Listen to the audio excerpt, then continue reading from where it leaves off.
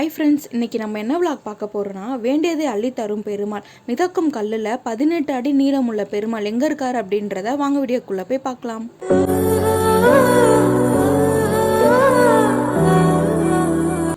இப்போ நம்ம இந்த கோவிலுக்கு வந்துட்டோம்.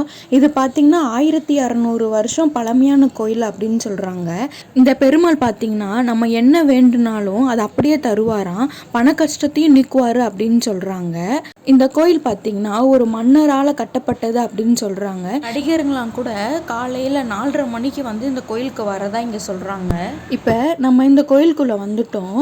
உள்ளே வந்தோன்னே பார்த்திங்கன்னா கொடிமரம் தான் இருக்குது. இங்கே இருக்கிறவங்க பார்த்திங்கன்னா நிறைய பேர் தெலுங்கில் தான் பேசிகிட்டு இருக்காங்க. இதுதான் கொடிமரம். இப்போ நம்ம எதிர்க்க இருக்கிறது தான் கோவில். கோவிலுக்கு எதிர்க்கவே பார்த்திங்கன்னா கருடாழ்வார் இருக்கார். இப்போ நம்ம இந்த கோயிலோட வரலாறை பார்க்கலாம். இது பார்த்திங்கன்னா சாணக்கிய மன்னர் தென்னிந்தியாவை படையெடுத்து வரும்போது திருச்சி காவிரி கரையோரம் இருக்கக்கூடிய ஸ்ரீ ரங்கநாதரை பார்த்து அவர் அழகை பார்த்து ரொம்ப அதிசயப்பட்டு போனாராம். பல இடங்களில் போரிட்ட மன்னருக்கு திருச்சி ஸ்ரீ ரங்கநாதரை மட்டும் கண்ணை விட்டு போகவே இல்லையா. அவர் நினைப்பாவே அவருக்கு இருந்துச்சான். அவர் இந்த தேவதானம் ஊர் பக்கமாக வரும்போது பார்த்திங்கன்னா ஒரு விவசாயி அறுவடை பண்ணிட்டு இருந்தாராம். மன்னர் அவரை பார்த்தோன்னே அவர் டக்குன்னு மறைஞ்சிட்டாராம். அப்புறம் அந்த விவசாயி மரக்கண்ணு வச்சு நெற்பயிரை அளந்துட்டு இருந்தாராம். கொஞ்ச நேரம் பார்த்திங்கன்னா அந்த மரக்கண்ணத்தை வச்சுட்டு அவர் தலையில் வச்சு படுத்துட்டு இருந்தாராம். அதை பார்த்த மன்னருக்கு ஸ்ரீ ரங்கநாதரே அங்கே படுத்திருந்த மாதிரி இருந்துச்சான். இந்த ஊர் பார்த்திங்கன்னா ஸ்ரீரங்கம் மாதிரியே ரொம்ப பச்சை பசேல் இருந்த பார்த்த மன்னருக்கு நம்ம இங்கேயே ஒரு ஸ்ரீரங்கம் மாதிரி கோயில் கட்டணும்னு ஆசைப்பட்டாராம். இந்த ஊர் பார்த்திங்கன்னா தேவர்களால் தானம் செய்யப்பட்டதுனால தேவதானம் என்று இந்த கோயிலுக்கு வந்து இன்னொரு பேரும் இருக்கான்.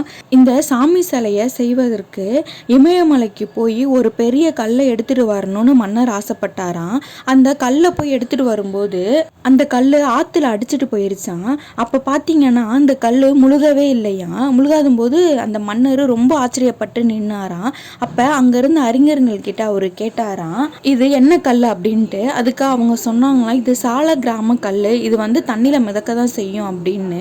அதுக்கு மன்னர் இந்த கல்லால் தான் நம்ம வந்து அந்த ரங்கநாதரை செய்யணும்னு சொல்லிட்டு அந்த கல்லால் தான் இங்கே செஞ்சுருக்காங்க. இந்த ரங்கநாதர் பார்த்திங்கன்னா ஸ்ரீரங்கத்தில் இருக்கிறத விட இங்கே இவர் ரொம்ப பெரியவர். இவர் 18 அடி நீளமும் 5 அடி அகலமும் கொண்டவர். இங்கே பார்த்தீங்கன்னா இந்த செவுரு இருக்கு இல்லையா, அந்த செவுரு எவ்வளோ நீளமோ அந்த அளவுக்கு அவர் இருந்தார். இது பார்த்திங்கன்னா இந்த பாதம் வந்து உள்ள அவர் இருக்கார்ல, இந்த பக்கம் தான் அவரோட பாதம் இருக்கும். அதான் அந்த பாதம். நான் கொஞ்ச நேரம் அங்கே நின்றுட்டு அவர் அப்படியே பார்த்துட்டே இருந்தேன். சாமியை வந்து ரொம்ப நேரம் பார்க்க விட்றாங்க. அவரை வந்து நம்ம கையால் தொடுற தூரத்தில் தான் இருந்தார். அவர் பக்கத்தில் ஸ்ரீதேவி பூதேவி தாயாருமே இருந்தாங்க. அந்த கோயில் சாமியை கும்பிட்டு நாங்கள் வரும்போது மனசு ரொம்பவே நிறைவாக இருந்துச்சு. ஏதோ ஒரு கஷ்டத்தில் இருந்துட்டு நம்ம விடிவுப்பட்ட எப்படி இருக்கும் அந்த மாதிரி இருந்தது. அது போகிற ஒவ்வொருத்தவங்களுக்கும் தான் தெரியும். நீங்கள் கண்டிப்பாக இந்த கோயிலுக்கு ஒரு வாட்டி போயிட்டு வாங்க. இந்த கோயிலில் இந்த சாமிக்கு பார்த்திங்கன்னா அபிஷேகம் கிடையாது. ஆண்டுக்கு ஒரு முறை பார்த்திங்கன்னா தைலக்காப்பு மட்டும்தான் இவருக்கு இங்கே போடுறாங்க. இங்கே அமாவாசை அன்னைக்கு தான் வந்து ரொம்ப விசேஷம். வெள்ளிக்கிழமையும் ரொம்ப விசேஷமாக பண்ணுறாங்க.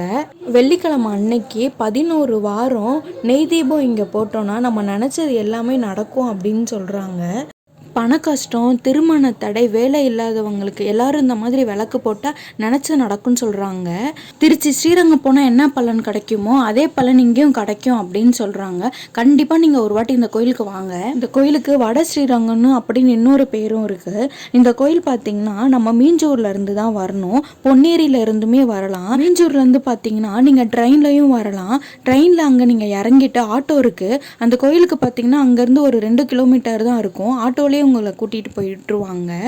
ஓகே ஃப்ரெண்ட்ஸ், நீங்களும் இந்த கோயிலுக்கு வாங்க. இந்த கோயில் பார்த்திங்கன்னா காலையில் 7 மணிலேருந்து 11 மணிக்கும், சாயங்காலம் பார்த்திங்கன்னா 4:30 மணிலேருந்து 7 மணி வரைக்கும் திறந்துருக்கும். நீங்களும் இந்த கோயிலுக்கு கண்டிப்பாக வாங்க. ஓகே ஃப்ரெண்ட்ஸ், இந்த வீடியோ உங்களுக்கு பிடிச்சிருக்கும்னு நினைக்கிறேன். பிடிச்சிருந்தால் லைக் பண்ணுங்கள், ஷேர் பண்ணுங்கள், கமெண்ட் பண்ணுங்கள். புதுசாக நம்ம சேனலை யாராவது பார்க்குறதா இருந்தால் அப்படியே சப்ஸ்கிரைப் பண்ணிக்கோங்க. ஓகே ஃப்ரெண்ட்ஸ், பாய்.